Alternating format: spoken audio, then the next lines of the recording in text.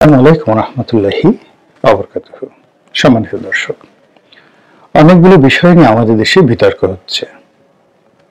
এক নম্বর হলো যে আমাদের দেশে কোনটির গুরুত্ব বেশি, 1971 সনের মহান মুক্তিযুদ্ধ নাকি এই যে 2024 সনে জুলাই আগস্ট বিপ্লব হলো, যাকে সবাই 36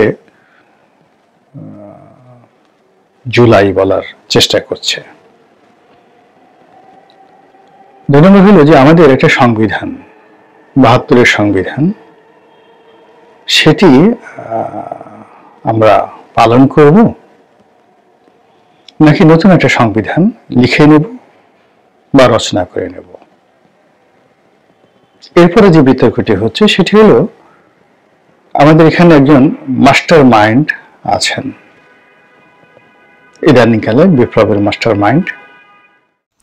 হঠাৎ লাইভে এসে গোলামারা রনি 71 নাকি 24, মুজিববাদ নাকি জঙ্গিবাদ, এ প্রসঙ্গে মুজিববাদ সম্পর্কে বলেন, মুজিববাদ হল বাংলাদেশের প্রথম রাষ্ট্রপতি শেখ মুজিবুর রহমানের চর্চিত ও প্রচারিত রাজনৈতিক দর্শন, চিন্তাধারা, মূল্যবোধের সমষ্টি। শেখ মুজিবুরের রাজনৈতিক দর্শনের মূল চারনীতি হল জাতীয়তাবাদ, সমাজতন্ত্র, গণতন্ত্র ও ধর্মনিরপেক্ষতা। 1972 সালে বাংলাদেশের সংবিধান প্রণীত হলে মুজিববাদের 4 মূলনীতি বাংলাদেশ রাষ্ট্র পরিচালনার 4 মূলনীতি হিসেবে গৃহীত হয়। উপনিবেশিক আমলে ঔপনিবেশিকতা বিরোধী স্বাধীনতা আন্দোলনে অংশগ্রহণের মধ্য দিয়ে গড়ে উঠেছে মুজিবের রাজনৈতিক দর্শন।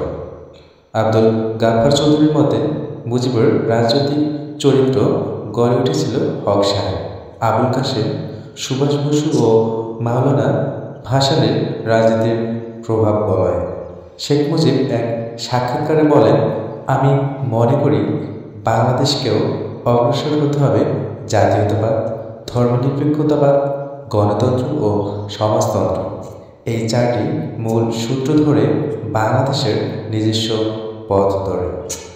আমার উপর্যুক্ত মতকে অনেকে বলছেন মুজিববাদ। এদেশের লেখক, সাহিত্যিক বা ঐতিহাসিকগণ আমার চিন্তাধারার কি নামকরণ করবেন সেটা তাদের ব্যাপার, আমার নয়। নামকরণের প্রতি আমার কোনো মোহ নাই। আমি চাই কাজ, আমি চাই আমার চিন্তাধারার বাস্তব রূপায়ণ, আমি চাই শোষণমুক্ত গণতান্ত্রিক বাংলাদেশ, আমি চাই আমার স্বপ্ন সোনার বাংলা নির্মাণের পূর্ণ বাস্তবায়ন। আমার মতো ক্ষুদ্র মানুষও আমি কয়েক ঘন্টা বলতে পারবো। এখন আমাদের দেশে কি হলো কি, কোরআন ধর্মের যে ব্যাখ্যা, সেটা বেদ বলেন, উপনিষদ বলেন হিন্দু ধর্মের, কিংবা বাইবেল বলেন, ত্রিপিটক বলেন, অথবা কোরআন বলেন, হাদিস বলেন, এটি গত বহু বছর, শত শত বছর ধরে এটার একটা ধারাবাহিকতা চলে এসেছে এবং সেই ধারাবাহিকতা অনুযায়ী আমরা আল্লাহকে জানি, চিনি এবং বিশ্বাস করি। তো সেই বিশ্বাস অনুযায়ী রব হলেন তিনি, যার সেই রুবুবিয়তের ক্ষমতা রয়েছে, আরবিতে বলি রুবুবিয়তের ক্ষমতা রয়েছে, যিনি তার বান্দার প্রয়োজনটা বোঝেন এবং বান্দা তার যে প্রয়োজন ইন্টারনালি অ্যান্ড এক্সটার্নালি, যেমন ধরুন আমাদের শরীরের মধ্যে ক্যান্সার হয়েছে, এখানে একটা অ্যান্টিবডি দরকার, এটা রব বুঝেন তার রুবুবিয়ত ক্ষমতার মাধ্যমে। তো কাজেই ওখানে একটা অ্যান্টিবডি, আলাদা সেল তৈরি করে দেওয়া, এটা চাইতেছেন না বা চাচ্ছেন না। তো এরকম বান্দার প্রয়োজন ইন্টারনালি অ্যান্ড এক্সটার্নালি, বান্দা প্রার্থনা করুক বা না করুক, অথবা বান্দা চাক বা না চাক, তার প্রয়োজনের সামগ্রী বস্তুগত এবং অবস্তুগত, desire and expectation and dream, প্রত্যেকটি জিনিস যখন যেভাবে যতটুকু প্রয়োজন পরিমাপ করে যিনি পৌঁছে দিতে পারেন, তিনি হলেন রব এবং রুবুবিয়ত।